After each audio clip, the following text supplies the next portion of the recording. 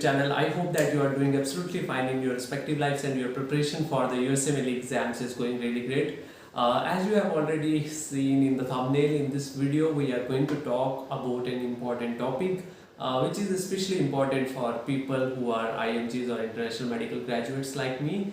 And yeah, in this video we'll be talking about whether you should be joining a job right after your graduation if you are preparing for the USMLE exams, be it step 1 or step 2. So in this video I'll talk about certain pros and will talk about certain cons, so that at the end of video you yourself are able to make a decision, whether you should join a job or you should stay at home and prepare for your exam.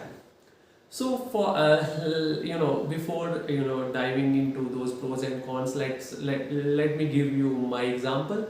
I graduated in July this year, and right after my graduation, after like 1 month, I joined a job, and I have planned my step to in the first half of next year, that is 2023, and till then I'll be doing a job. So coming back to the video, what are the pros of joining a job and what are the cons of joining a job? First of all, let's talk about the pros. So the first pro is obviously the source of income. Now that you have graduated, and obviously you are a doctor, so everyone is expecting, and even you yourself are expecting, that you should have your source of income. So first thing, or the first pro, is that the job will provide you a stable source of income, and from that source of income you can do whatever you want to do, whether you want to fund your USMLE journey, number one, whether you want to buy the things like NBME, CMS forms, UWorld, or whatsoever you want, you can buy it. So the first thing is the source of income, and that was actually the main reason for why I joined the job. The second thing is the patient exposure. Obviously you cannot deny this fact that you are a doctor and you have to see the patients, and the more you see the patient, the more your clinical knowledge gets brushed, or the more your approach becomes streamlined or fine. So the job will provide you with that patient exposure. And the third thing is that if you have the patient exposure, then definitely you have some stuff to talk in interviews. Let's say tomorrow you are going to apply for the match or apply for the residency interviews, and when you get the residency interviews, then they are going to go straight into the questions like, okay, tell me a patient experience which you remember. So honestly speaking, in our curriculum, we don't get much exposure during the medical school, I would say, or rather we are more inclined towards studying rather than going to the wards, to be honest. So you need a patient exposure. You need you need to see the patient, so that you're gonna talk in the residency. For example, if I have seen a patient with COPD, I know how to manage the patient with COPD. That is what I'm gonna talk in the interview. For example, if I have seen CCF exacerbation, I have seen edema myself responding to Ditor or furosemide, then I can talk that thing in the interview. Okay, so first thing is income, second thing is obviously patient exposure, third thing is you get to add on content for the interviews. Fourth thing is research actually. So I'll give you an example. I went to when I went to the job, I got to see the real patient. I had a patient who was actually a case report for me, and I kind of wrote out that case report, and it is in the process of publication, I would say.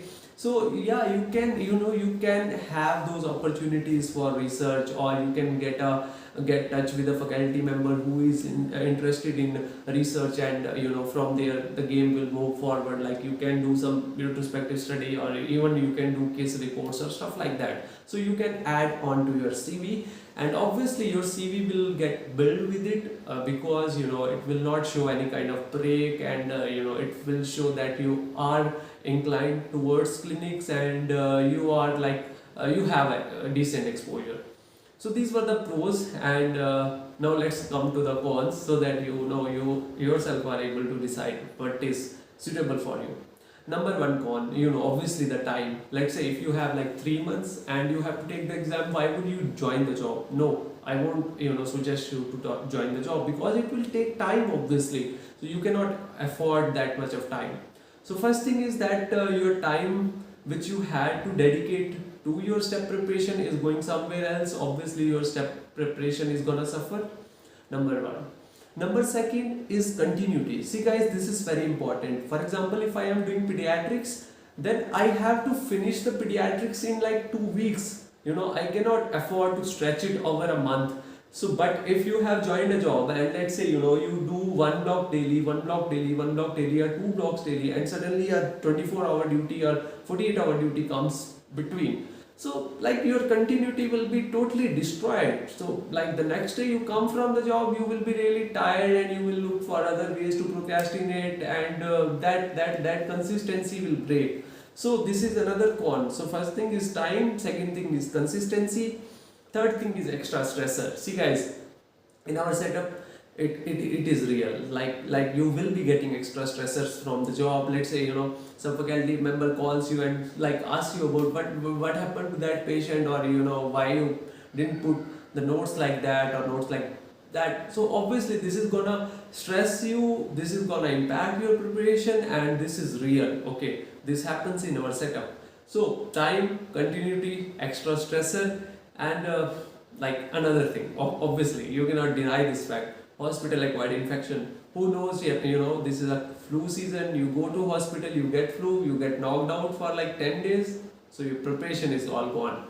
So those four things I like feel that they are a huge con.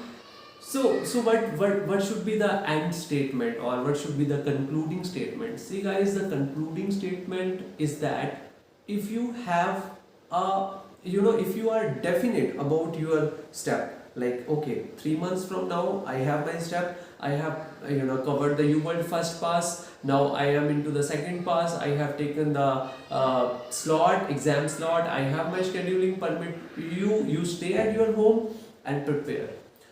Coming to the second cohort of people, I'm not financially well, I need money to finance this journey, so I have also decent amount of time, or I'm not sure whether I can take the exam in next 3-4 months. You should join a job, because what I say is that you complete your first pass of UWorld during that 6 months period, then take a break for 2 months, cover the second pass, take the exam. You have money, you like have exposure, you have other things. Okay, so you can easily take that step 2 and apply. So this is what I feel is important for us to know, and this was all about in this video. Thank you so much for watching this video. Do subscribe to my YouTube channel. Thank you.